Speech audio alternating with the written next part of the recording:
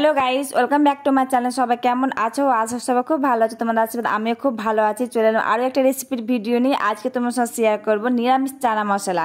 তো চলো বেশি আর কথা বলবো না, ভিডিওটা দেখতে থাকো, আমার সঙ্গে থেকো। এখানে দেখো প্রেসার কুকারে আমি আলু আর কাবলি ছোলাটাকে সেদ্ধ করে নিয়েছি।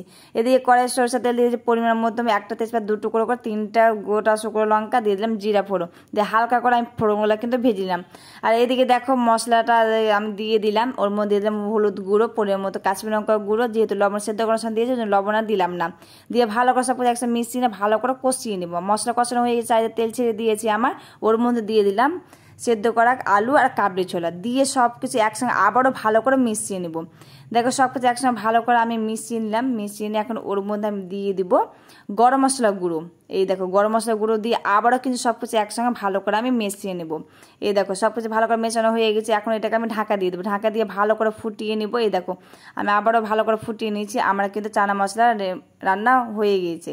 এখন এটাকে আমি একটা বাটির মধ্যে ঢেলে নেবো। এই দেখো আমার রান্না কমপ্লিট। তো এটা তুমি ভাত, রুটি, পরোটা, জিরা রাইস, ফ্রাইড রাইস, পোলাও সব কিছুর সঙ্গে খেতে খুবই সুন্দর লাগবে। তো ভিডিওটা ভালো লাগে একটা লাইক কমেন্ট শেয়ার করে দিও।